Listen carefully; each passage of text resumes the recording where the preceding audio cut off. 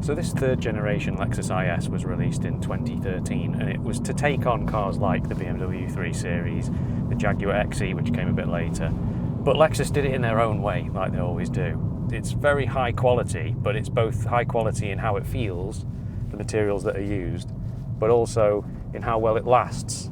But the second thing that makes this car oh so very Lexus is the fact that it's a hybrid. In Europe, nearly all of these cars were the IS 300, which is a 2.5 litre engine with an electric motor. You know what else came out that was rear-wheel drive and a hybrid at that time? McLaren P1 and the Ferrari LaFerrari, which were the multi-million pound supercars, hypercars even. So it's in good company with its drivetrain.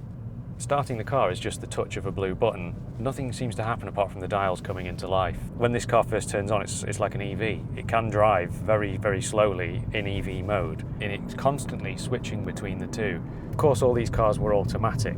They had what's known as the eCVT, and that means that you just have a go pedal and a stop pedal. Although you do have a third pedal, which is the handbrake, or the foot brake, as it must be called.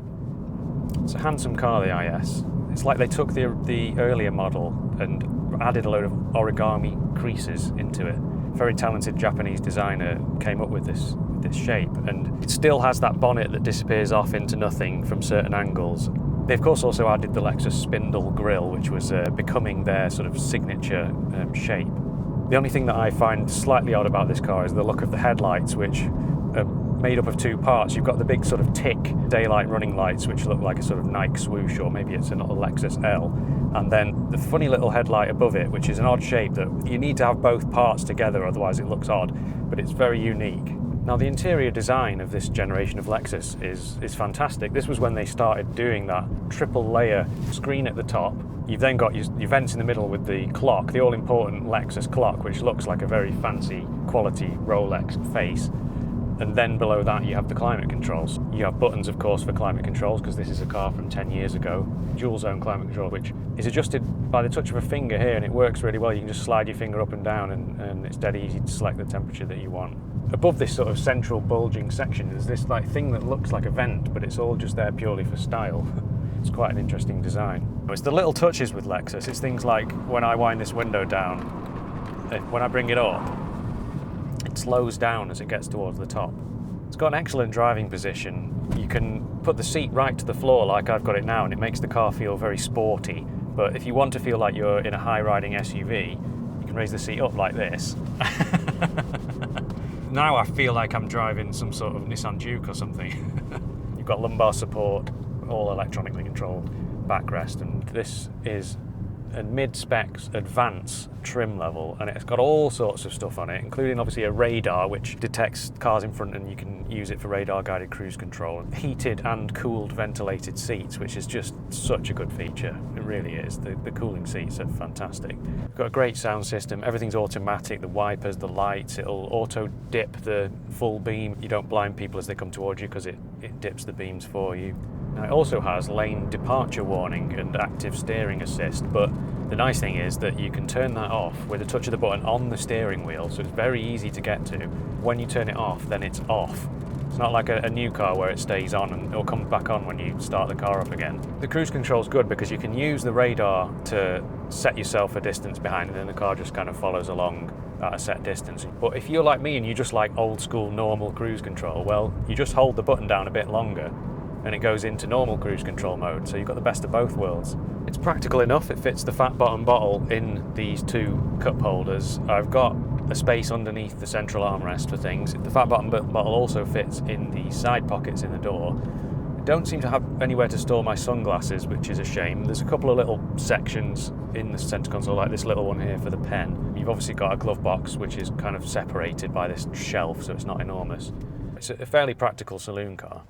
But even Lexus are not perfect. Here are a few minor irritations with the IS. The infotainment screen, which is all very soothingly blue in its design, everything in this car is kind of quite blue and relaxing feeling, is controlled in this facelift model with a scrolly wheel, which actually probably feels like the least quality part of this car. Now, they didn't have the scrolly wheel before in the pre-facelift car. I think Lexus kind of lost their bottle there and went to a more Germanic style. They've also gone with BMW's indicators, which is that they don't switch on.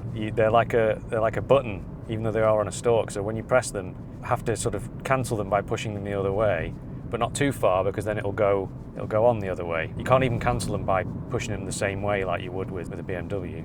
The wiper stalk is just kind of equally infuriating. You never know what setting it's actually on. You push it upwards to go into auto, but it doesn't click into position. It doesn't tell you that it's in that, but in auto. I just wish it would click into place.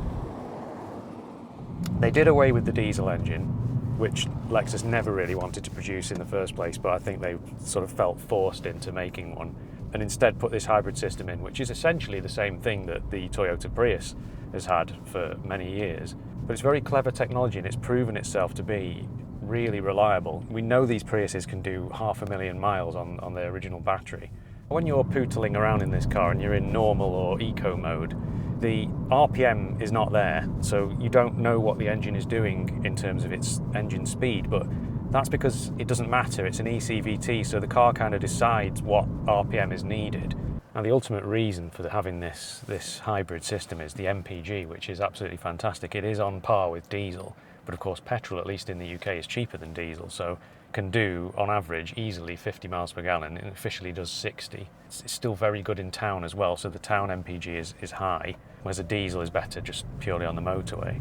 Now, the straight line performance of this 300h is interesting because on paper it's only 8.1 seconds, which is sort of on par with the diesel rivals, but 300 sounds like it's going to be really fast, I think. Where it's interesting is from like the slow starts. If you're putting your foot down from a standstill, it really does go because it's got that electric shove. Yeah, it's got enough power, hasn't it? You can hear the revs just sitting there at the high RPM as it accelerates forward. Do you want to know about the back of this car or not then, pal? Oh yeah, sorry mate, yeah, of course. Go on then. Well, first of all, it's actually pretty spacious. My head is like just close to the roof, not touching, and I've got more legroom than I did in the last Lexus, the previous IS. This car actually has 85mm more rear legroom, which is the same as the length of a credit card. I didn't know you had a credit card, mate. Do banks actually trust you with that thing? Pretty significant amount of extra room. You never saw the previous IS as a taxi, did you? But this car, you do. It's still got this massive transmission tunnel in the middle, which means that a middle passenger will have to have their legs astride it. Nice armrest here, which has cup holders built into it. In terms of boot space, it's quite good for a hybrid. You know, the batteries aren't eating into all the space. There is still a decent amount of room, and you can fold the seats down 60-40 split, but check that the IS you're buying can do it, because some of the entry-level ones couldn't. Anyway, that's the back of the Lexus IS, so back to you, mate. Well, it continues to impress, this car, doesn't it? Thanks, pal. If you know anything about Lexus, they've never really been like the sportiest cars. They've been good to drive, but it's incredible what they've done. It's 50-50 weight distribution. You whack it into sport mode on the gearbox and then stick the audio sounds on, that ASC. You know, it has sports car suspension, it's got double wishbone up front and multi-link in the rear. Rear wheel drive, it's got really nice steering, really sort of direct and sharp steering. Fantastic car to drive.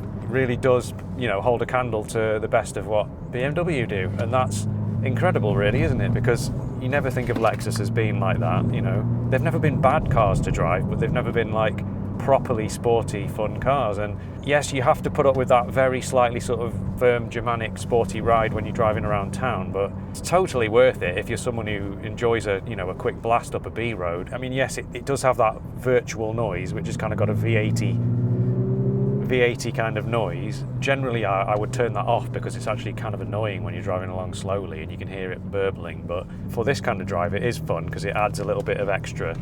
And then you can add even more sort of fakery in with the gear changes by using the paddles as well.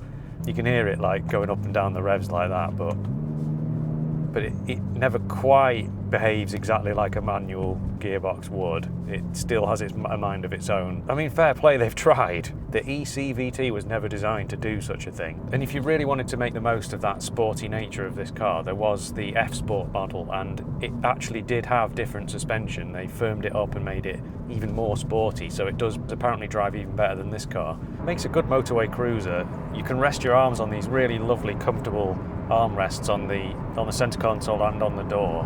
My left leg, which has nothing to do, sort of rests against this lovely leather-esque padding on the side of the consoles. And then, of course, the car is just really quiet. That sensitive, sporty steering is really sensitive on the motorway as well. So you know, just moving it like that, and the car is significantly kind of changing direction within the lane. That's probably the only thing that would be potentially slightly tiring.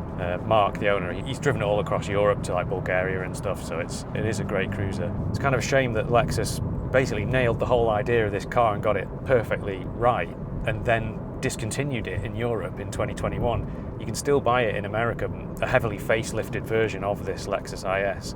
But yeah, it's gone for us now, and we don't get it. We just get SUVs and stupid crossovers and stuff. What a shame, but at least these things are still available on the used market for, you know, reasonable money, although they do hold their value quite well. All I would suggest is, if you are looking for one of these, maybe look at the Lexus GS, and I'll leave the review up there for that, because that is the bigger, slightly more sophisticated luxury brother of this car.